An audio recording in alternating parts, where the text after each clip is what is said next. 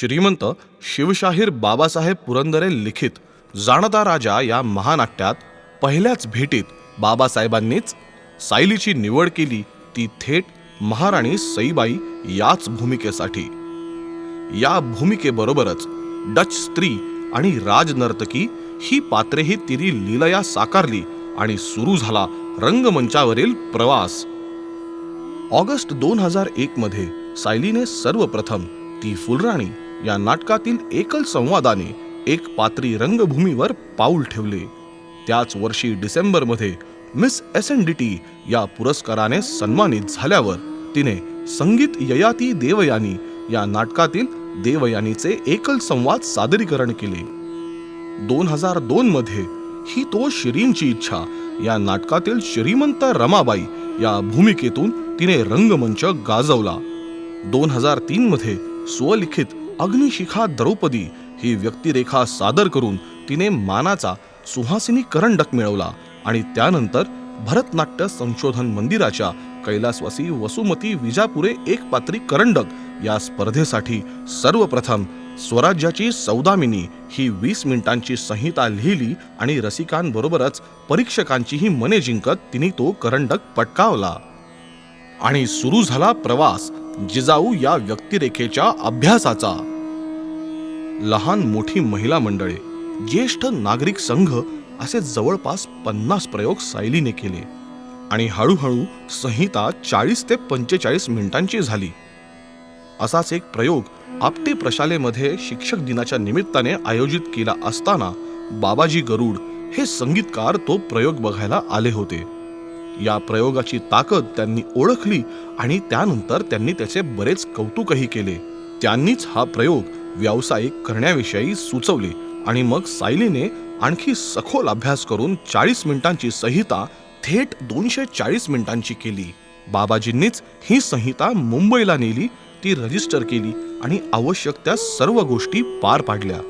आणि 5 फेब्रुवारी 2005 ला एकही अक्षर न वगळता कायमस्वरूपी व्यावसायिक नाटक म्हणून मान्यता असे श्री फ.मु. शिंदे यांच्या सहीचे पत्र घरी आले आणि सुरू झाली गडबड शुभारंभाच्या प्रयोगाची. 8 मार्च 2005 मंगळवार महाशिवरात्र आणि जागतिक महिला दिनाच्या औचित्याने हा प्रयोग भरतनाट्य संशोधन मंदिर पुणे येथे हाऊसफुल पार पडला. यानंतर तिसराच प्रयोग 23 एप्रिल 2005 ला 325व्या शिवपुण्यतिथीच्या निमित्ताने शिवतीर्थ रायगडावर करण्याचे भाग्य तिला प्राप्त झाले. 325 वर्षाच्या इतिहासात प्रथमच रायगडाच्या तख्तासमोर एकमेव नाट्यप्रयोग सादर झाला आणि तो होता जिजाऊ.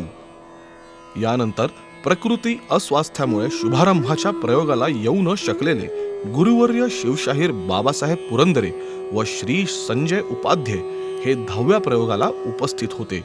ह्यावेळी तुमची शारीरिक उंची जिजाऊंच्या मानाने थोडीशी कमीच, तुमचे वय देखील लहान आहे, पण अभिनयाच्या उंचीने तुम्ही आऊसाहेबांना जिवंत केलेत. आऊसाहेबांना स्वर्गात निश्चितच समाधान लाभेल अशी दाद शिवशाहिरांनी दिली आणि सायलीला या शब्दांनी आणखीन बळ मिळाले. यानंतर सायलीने मागे वळून पाहिलेच नाही. ज्येष्ठ अभिनेते श्रीराम लागू व दीपाताई लागू, ज्येष्ठ इतिहासकार म. श्री दीक्षित, पांडुरंगजी बलकवडे, निनादराव बेडेकर, कर्नल मोहिते, प्रचिन शेजवलकर, सुधीर गाडगीळ, विश्वास मेहेंदळे अशा कितीतरी दिग्गजांची व मान्यवरांची उपस्थिती या कार्यक्रमाला लाभली. याशिवाय सातारा येथे आयोजित केलेल्या प्रयोगास स्वतः राजमाता कल्पना राजे भोसलेही उपस्थित होत्या आणि साक्षात जिजाऊ अवतरल्या या शब्दात त्यांनी या प्रयोगाला दाद दिली. अनेक रसिक प्रेक्षकांनी, वृत्तपत्रांनी या कार्यक्रमाची दखल घेतली. ह्याच वेळी तिने काही प्रायोगिक आणि भविष्याच्या गूढगर्भात या व्यावसायिक नाटकात मध्यवर्ती भूमिकाही साकारली. त्यासाठी राज्यस्तरीय सर्वोत्कृष्ट स्त्री अभिनेत्रीचा पुरस्कारही तिला प्राप्त झाला. याच वेळी तिचा पहिला काव्यसंग्रह दर्यापार हा देखील प्रकाशित झाला. पण तिची अंतरीची ओढ मात्र तिला पुन्हा पुन्हा इतिहासाकडेच खेचत होती आणि त्यातूनच सखोल अभ्यासातून 20 एप्रिल 2008 ला दुर्गराज रायगडावर शिवपुण्यतिथीच्या निमित्ताने जिजाऊ शोध आणि बोध या तब्बल 600 पानी संशोधनपर जिजाऊ चरित्राची प्रथम आवृत्ती पांडुरंगजी बलकवडे, निनाद बेडेकर, विनायकजी मेटे, बबनराव पाचपुते व अनेक मान्यवरांच्या हस्ते प्रकाशित झाली. आणि या सगळ्यातच जिजाऊंबरोबरच इतिहासात दडलेल्या अनेक नायिकांना तिने प्रकाशन्योतात आणण्याचा ध्यासच घेतला. त्यातूनच 2009 मध्ये सलग 7.5 तासांच्या पंचकन्या हा विश्वविक्रमी एकपात्री प्रयोग तिने सादर केला. मध्ययुगाच्या इतिहासातील राजराणी पद्मिनी, संत मीराबाई, जिजाऊ, काशीबाई पेशवे आणि मर्दानी झासीवाली या आधुनिक पंचकन्या तिने साकारल्या. त्याचबरोबर सखी राज्ञी येसुबाई, माई सावरकर, मुघल मर्दिनी ताराराणी, उमाबाई दाभाडे, दिवानी मस्तानी अशा अनेक स्त्री व्यक्तिरेखा लेखणीतून आणि प्रत्यक्ष रंगमंचावर साकारत ती इतिहासाच्या अभ्यासात व संशोधनात रमली. जिजाऊच्या प्रयोगांनी तिला अमाप प्रसिद्धीही मिळत राहिली आणि सुरू झाला प्रवास जिजाऊंना मनामनात पोहोचविण्याचा. पुणे, पिंपरी चिंचवड, खेड शिवापूर, मंचर, नारायणपूर, ओतूर, सातारा, कराड, कोल्हापूर, सोलापूर, लातूर, यवतमाळ, नांदेड, बार्शी, वेरूळ, नाशिक, कोकण, बेळगाव असे महाराष्ट्रातच नाही तर महाराष्ट्राच्या बाहेर थेट बँकॉक, थायलंड पर्यंतही या प्रयोगाला ती मागील 20 वर्षे सादर करत आहे. प्रयोगांच्या या धामधुमीतच तिचे पुरस्कार मिळण्याचेही सत्र सुरूच होते.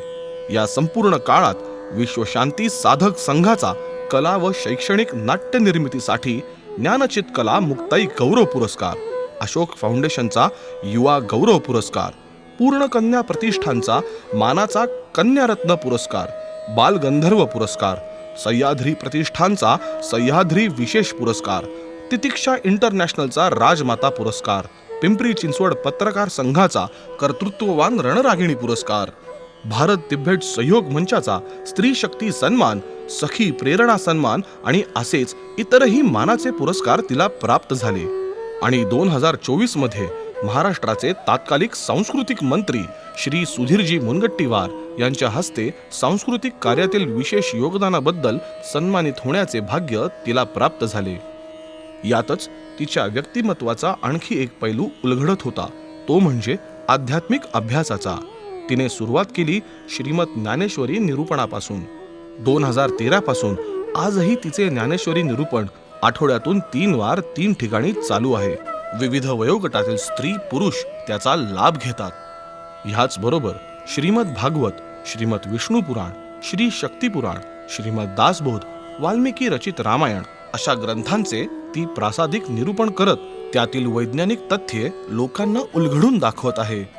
2017 मध्ये स्वतःची अस्मी प्रकाशन ही संस्था सुरू करून तिने जिजाऊ शोध आणि बोध या पुस्तकाची द्वितीय आवृत्ती प्रकाशित केली.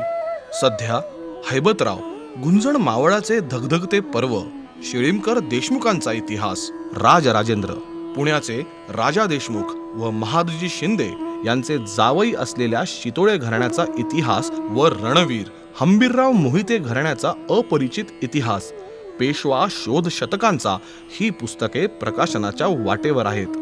या ऐतिहासिक लेखनाबरोबरच विविध दिवाळी अंक, नियतकालिके व वृत्तपत्रांसाठी तिचे लिखाण सुरूच असते.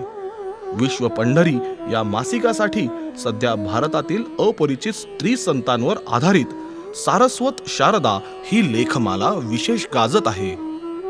लेखनाबरोबरच वक्तृत्वातही ती रमली. बेळगाव वसंत व्याख्यानमालेचे उद्घाटन करण्याचा मानही तिला मिळाला. ऐतिहासिक विषयांबरोबरच भारतीय सणांचे विज्ञान, भारतीय स्त्री अस्मिता अशा हिंदू धर्मातील तत्वज्ञान व विज्ञान उलगडणाऱ्या विषयांवरची तिची अभ्यासपूर्ण व्याख्याने महाराष्ट्रात व महाराष्ट्राबाहेरही सुरू आहेत. श्री सुरेश खरे यांच्या मार्गदर्शनाखाली व्यावसायिक सूत्रसंचालनाचे धडे गिरवत सायलीने त्यातही विशेष नैपुण्यासह तो कोर्स पूर्ण केला आणि तिला पहिलीच संधी मिळाली ती प्रतिमा कुलकर्णी यांची मुलाखत घेण्याची. आजवर अनेक शासकीय, निमशासकीय, अरंगेतरम, शास्त्रीय नृत्य तसेच सांगीतिक 1000हून अधिक कार्यक्रमांचे तिने सूत्रसंचालन केले आहे. ह्याशिवाय बहर नवरसांचा, इये मराठीची ये नगरी, वर्षे अमृताचा घनू, आनंदाचे डोही अशा अनेक लोकसांस्कृतिक व भक्तिरसात उलगडणाऱ्या कार्यक्रमांचे संहिता लेखन व सूत्रसंचालनही ती करते आहे. कोरोना काळानंतर ती वळली ती दृकश्राव्य माध्यमाकडे आणि सुरू झाला स्वतःचा यूट्यूब चॅनल साज ऑफ हिस्ट्री अँड कल्चर. या चॅनलवर अनेक ऐतिहासिक विषयांबरोबरच तिने लिहिलेली प्रासादिक गाणीही आपण पाहू शकता. नुकताच म्हणजे डिसेंबर 2024 मध्ये विद्यांचल स्कूल बाणेर यांच्या वार्षिक स्नेहसंमेलनासाठी the living source of inspiration Chhatrapati Shivaji Maharaj या नाट्याच्या लेखन व दिग्दर्शनासाठी वर्ल्ड रेकॉर्ड बुकने तिला सन्मानित केले. तब्बल 850हून अधिक विद्यार्थी, तेही 3 ते 15 या वयोगटातील काही शिक्षक व शिक्षकेतर कर्मचाऱ्यांच्या सहभागातून हा विश्वविक्रम संपन्न झाला.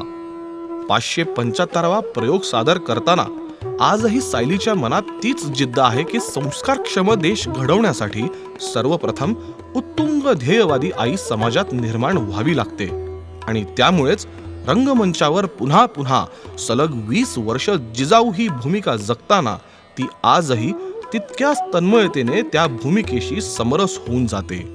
तर श्री नटराज व रसिक मायबापांना सादर प्रणाम करून श्री शक्ती पुणे सहर्ष सादर करत आहेत प्रयोग क्रमांक 575.